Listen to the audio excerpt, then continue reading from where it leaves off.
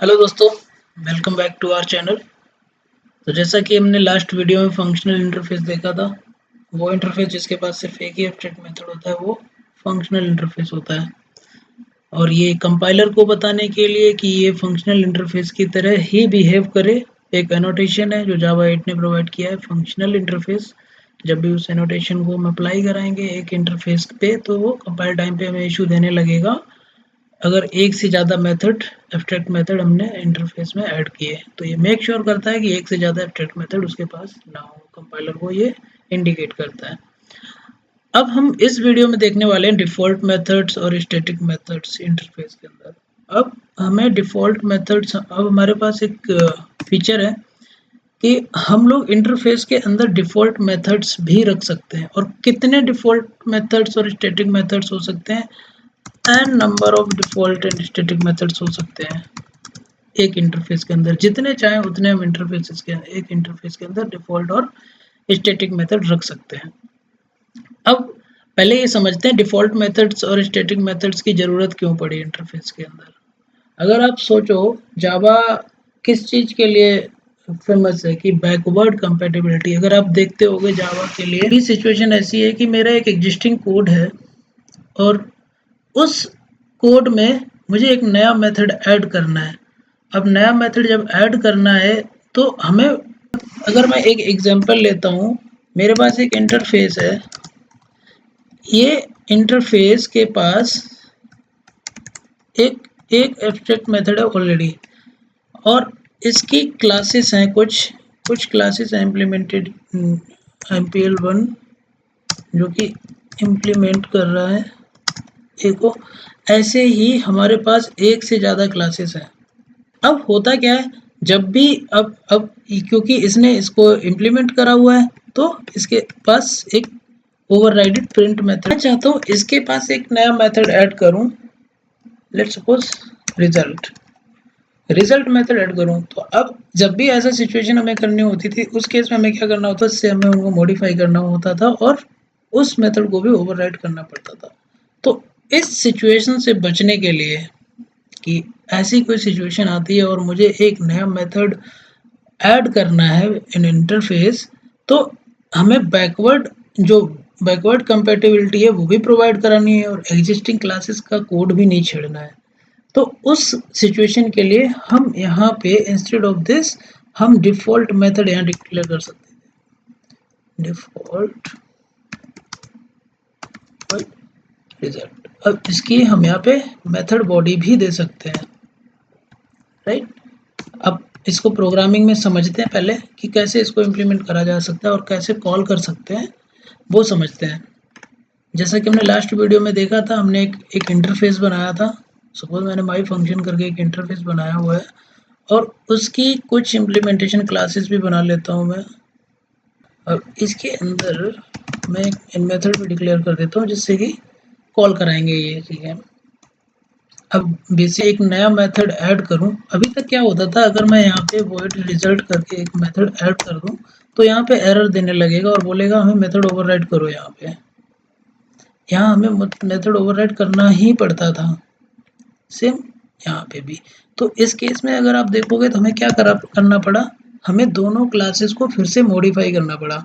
अब इस सिचुएशन से बचने के लिए इसने बोला आप अगर एक नया मेथड ऐड करना चाहते हो इसको इस तरह से डिक्लेयर करो, डिफ़ॉल्ट वॉइड गेट वेल, और इसकी डेफिनेशन आप यहीं दे दो, जो भी आपको डेफिनेशन देना हो।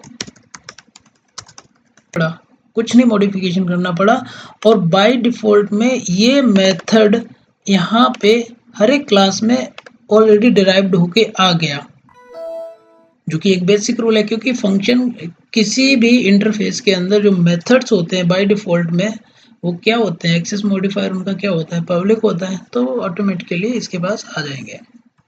अब इसको कॉल करा के देखता मैं, एक माई फंक्शन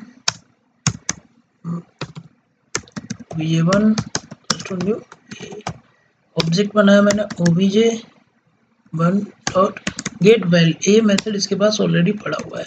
अब क्योंकि हमने इसको ओवरराइड नहीं कराया यहाँ पे, तो अभी प्रिंट क्या होगा, अगर आप देखोगे प्रिंट तो क्या होगा यहाँ पे, interface default method.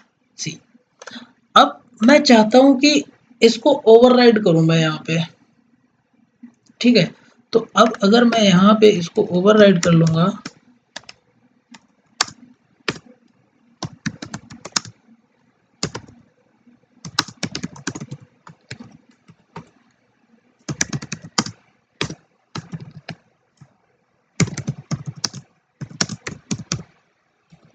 Override it method, तो अब क्या करेगा ये, जब इस तरह से कॉल करेंगे तो डेफिनेशन, अब इसने हमने ओवरराइड कर दी यहाँ पे उस मेथड की डेफिनेशन, तो अब ये जब भी कॉल करेगा ऑब्जेक्ट से तो ओवरराइडेड मेथड कॉल होगा इसका। See, as we can see, class A overrided method has been called. तो अब यहाँ पे एक चीज और देखते हैं, एक चीज और समझते हैं अभी।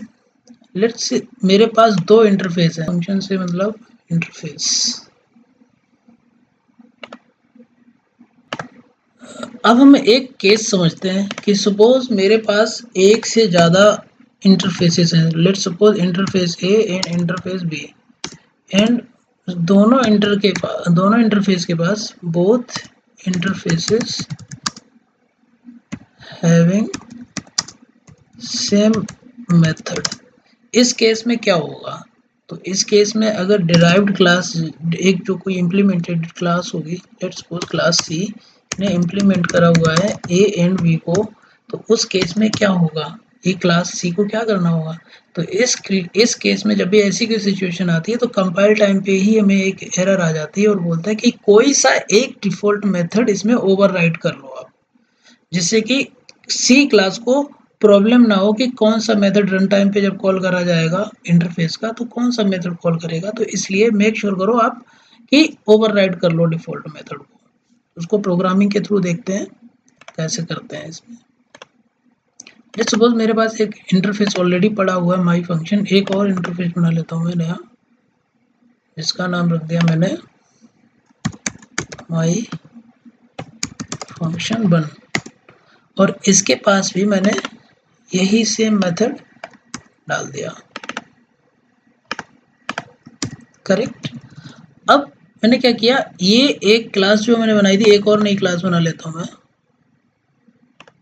यहाँ पे देखो मैंने एक ड्राइव्ड क्लास बनाई जिसके अंदर एक माई फंक्शन और माई फंक्शन, ये जो दो हमने इंटरफेस बनाए थे वो दोनों के दोनों इंटरफेस मैंने यहाँ पे इम्प्लीमेंट कर दिया। अब देखो हमें कंपाइल टाइम पे ये एरर दे रहा है। अब अगर मैं किसी एक इंटरफेस में से ये मेथड हटा देता हूँ या किसी दूसरे नाम से ये मेथड रख देता हूँ, तब ये एरर हमें नहीं आएगी।